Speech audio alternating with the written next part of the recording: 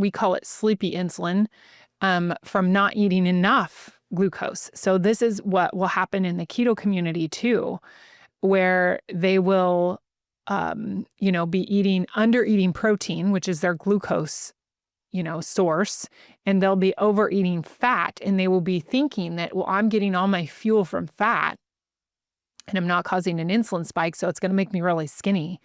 And they're under eating protein, overeating fat, depending on the fat for the ketones and the energy, right? And what happens is they don't get their glucose needs met.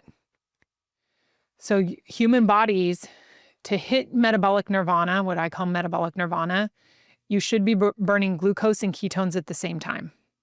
Now, you'll always burn glucose. If you don't, you're dead. That's just it. You'll always burn glucose for fuel.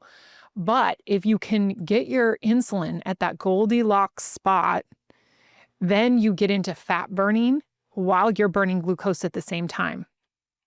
So inside your body, you have specific cells, and a lot of those cells can run on ketones. Some of them can't. Some of them need glucose. Your red blood cells being the biggest. You also have the retina and the inner medulla of the kidney cannot burn glucose. They cannot burn ketones. They need some glucose. And so when you're not getting your glucose needs met, because you're not eating enough meat, if meat's your only source of glucose because you're not eating carbs, and you're not eating enough protein, and I see this happen in the carnivore, not just the keto community, then what happens is your body stops producing the insulin. So insulin is an expensive process for your body to make it. It's a hormone. Any hormones or enzymes, neurotransmitters, they take a lot of work for your body to make those inside. So anytime you don't use those, your body stops producing them. Okay, insulin's one. Your digestive enzymes are another one. I get a lot of girls in who are like, I can't eat a lot of meat. Well, you've been eating, 30 grams of protein your whole life for the past 20 years. You probably don't have the enzymes built up to do it yet. Just keep eating and you will get there. And that's what happens. They're like, I can out eat my husband now, right? With meat.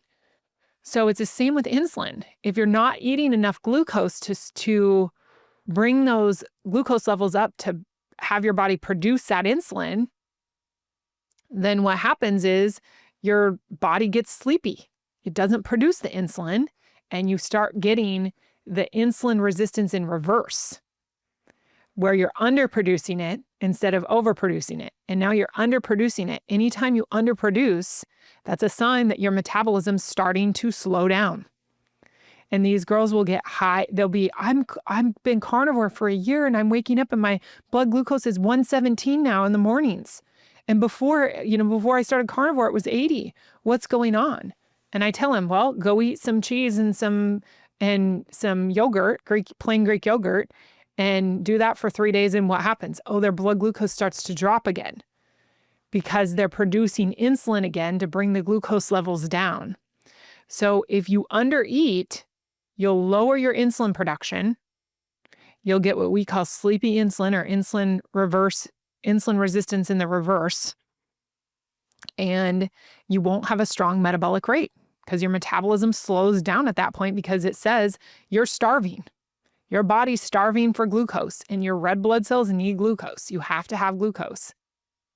But if you get insulin right, you can have the glucose needs met. You can have your protein needs met so you can build muscle, but you can also keep it at such a level that you're able to tap into your fat cells for fuel. And that's how our ancestors lived. Our ancestors always lived fat adapted. And that's metabolic responsibility. That's our metabolic responsibility to do that. And we really need to do it not only for ourselves, but we need to teach our kids and grandkids how to do this. Because our ancestors did it. They knew how to do it. They did it just naturally. Our bodies are meant to eat our own body fat. That's how it's designed to do. Just like bears eat their own body fat through the winter while they are hibernating, our bodies are designed to be fat adapted and to burn fat for fuel. So, so the insulin resistance, though, that's built up from, carnivores. I have seen a lot of carnivores in in Primal Bod that have been carnivore for several years. And they're like, I've been carnivore and I haven't been able to fix my insulin resistance yet. And it's because they're eating too much fat with their protein. It's just too much. They need to just cut back. This is the thing is you don't eat fat free. That's not appropriate either. You just stop eating such high amounts of fat. And most of them aren't even tracking it. Because in Primal Bod, we don't just eat chicken breast and tuna. Yeah, you can have those things, but that's not it. We don't even track fat grams in Primal Bod. I just tell my girls, don't be adding butter to everything. Don't be eating ribeyes every day. Avoid bacon, like the big fatty cuts of meat, brisket. If you want to do that, do it every once in a while and treat it like a treat. And don't do it all the time because you won't be able to burn fat.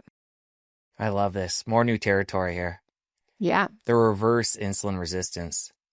Yeah. So you mentioned there when somebody gets in that position, having cheese, having some Greek yogurt, I assume that's because of the milk sugar and getting some carbs that way. For somebody day in, day out, there's also this fat piece you brought in at the end there. How do they go about not getting in that position? Is it about having that cheese and that yogurt periodically as maintenance?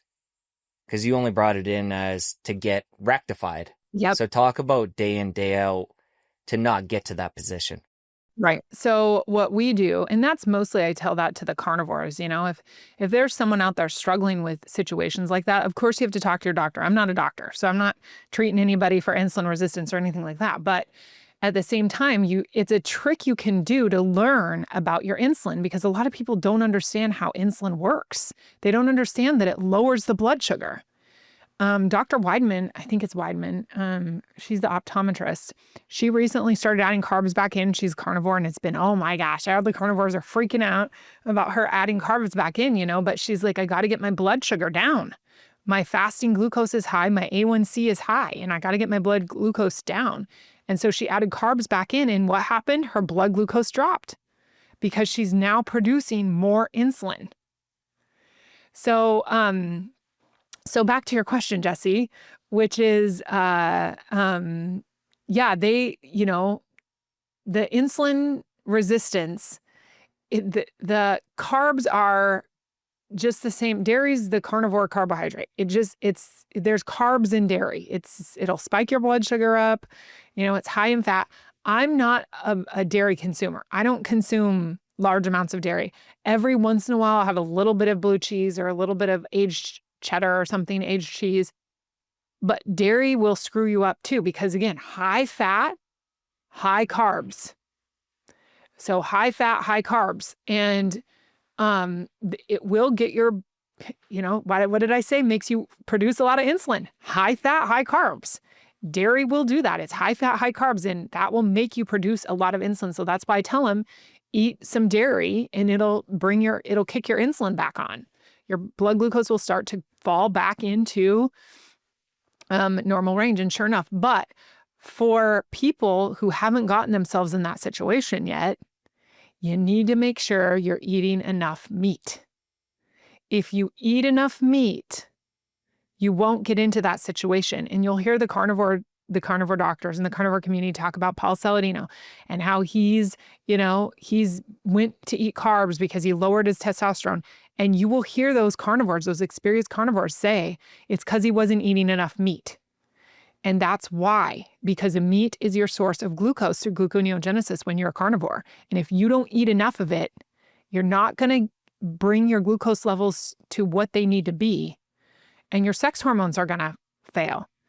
Did you know that the ovaries have a huge amount of insulin receptors? Some of the most insulin receptors are on the ovaries. Your body doesn't want to procreate if you have chronic low blood sugar, because in the wild, chronic low blood sugar means you're starving. In today's world, chronic low blood sugar usually means you're fat. You have a lot of insulin. You ate way too many carbs. But in the wild, which is what our DNA is still running, our DNA system is still running on the same system that our ancestors ran on 30, 50,000 years ago. It's the same heart beating in our hearts, same DNA system running. That system says in the wild, if you are hypoglycemic and low blood sugar, that's a sign you're starving. You're not going to get pregnant. Your hair is going to fall out. You're going to lower your metabolic rate. Your body will lower its metabolism to self-preserve. And what I mean by that is your body's self-feeding. So it won't eat itself to nothing. Eventually it will, but the protection factor that's put in place is slow the metabolic rate down so we can maybe find food tomorrow, right? So we don't eat away at ourselves all in one day. But when you have low blood glucose, chronic low blood glucose, and you're living in the keto world, you're going to eat away at your muscle because gluconeogenesis, it will eat gluconeogenesis will break down the tenderloin you eat into sugar, and it will break down your glutes into sugar. So your body it's the same either way. The meat you eat or the meat you wear will get broken down to sugar if you don't keep your blood sugar levels stable. If you're chronically low blood sugar, it's a problem. Your body is going to eat away at its muscle. Even if somebody's producing enough ketones? Yes. And I'll caveat that. You mentioned specific parts of the body that do need glucose, but the little bit I assume we'd still be producing, would that be enough for those? So what I've found, what I think, because we have all these protective mechanisms too to help from muscle wasting, eating away at the muscle, like human growth hormone that comes on after 48 hours. A woman's human growth hormone is at the peak, right? So if you're going into let's say a 48-hour fast for a woman, you're going to be going without food for a couple of days. You're going to be burning through all your glycogen or a lot of it, right? Your body's going to be burning through that glycogen first. That's the backup sugar. That's what it's going to be feasting on. Your ketones are going to go up to compensate, to help keep your glycogen stores from being doled out all at once, right? Because it's your body's going to dole out a little bit of glycogen as you need it, as your blood glucose levels drop. But in the meantime, as your glycogen store starts to drain and insulin starts to leave the fat cell because you're fasting, your body will ramp up the ketones. So it's all a gas pedal, right? You've got glucose in the tank and you've got fat in the tank. And if you press really hard down on the glucose, your body will start to compensate with the ketones.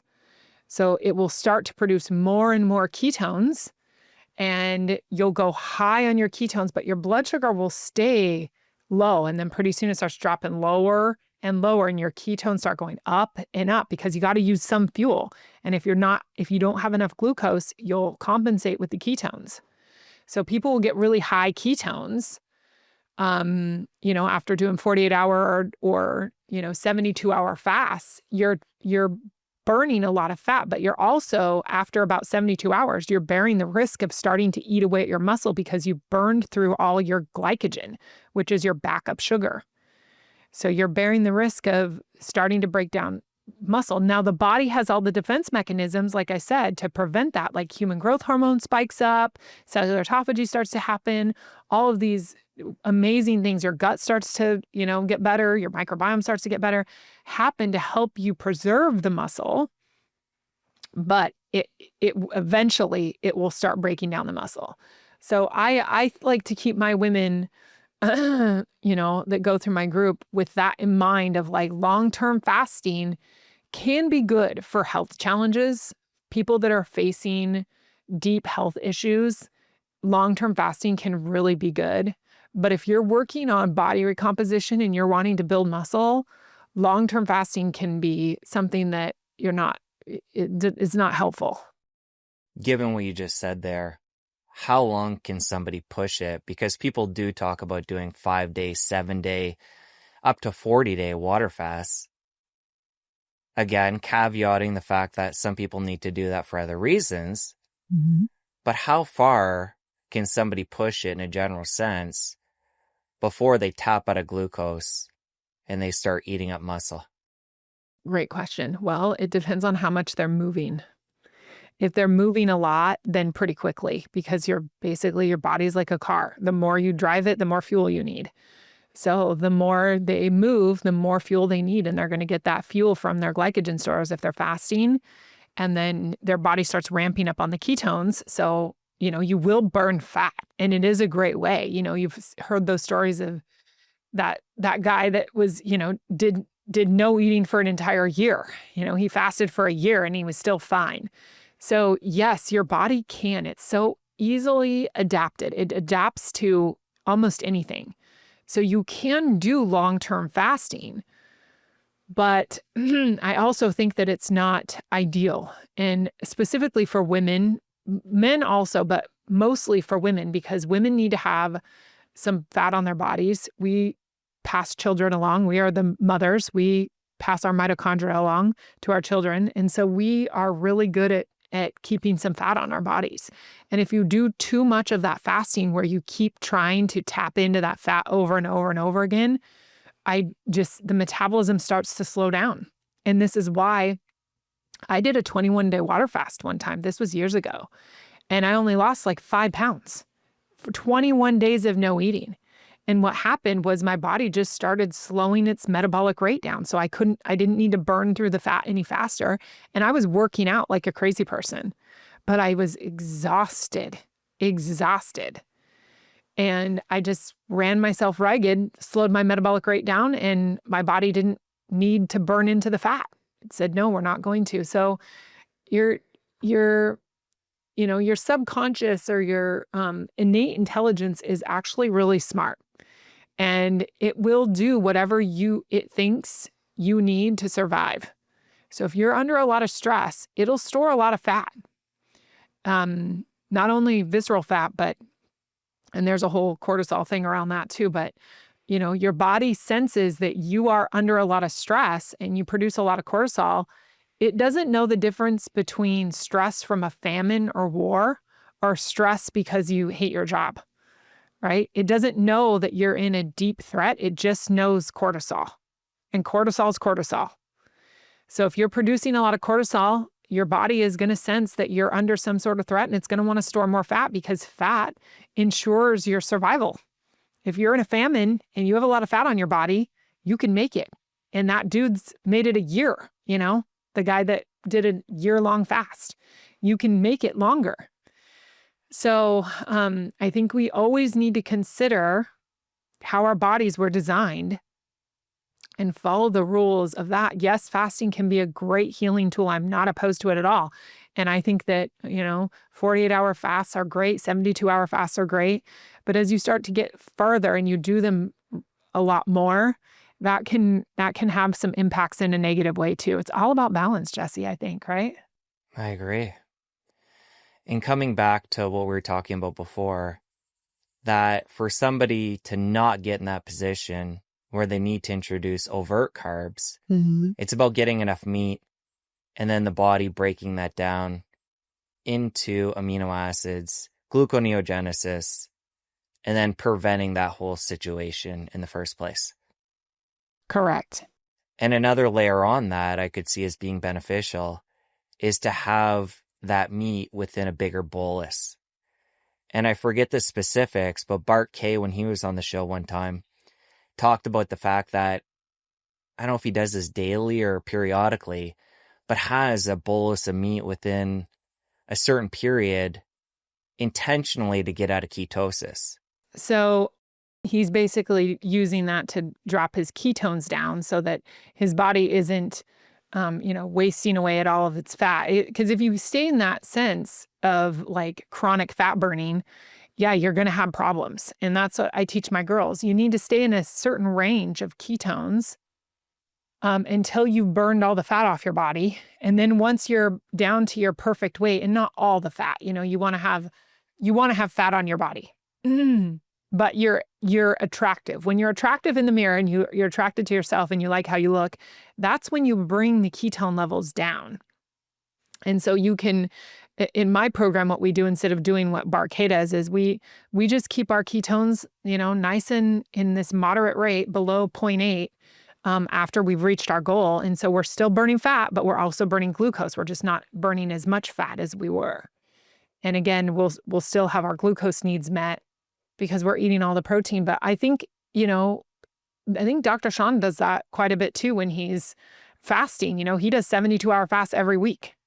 And he's kind of bolusing in his 4-day eating window or whatever. He's eating a whole bunch of meat, dropping himself way down on his ketones, but then he's doing that 72-hour a week and getting his ketones really, really high. So you can do it both ways. I think both ways are good. If you enjoyed that clip, you're going to want to head over here and catch the full episode. I'll see you over there. The reason my program is so different is because I target insulin. Most people today are overproducing insulin. They're eating foods that are triggering a high insulin response, and they're loaded with insulin. Insulin is the master fat storing hormone.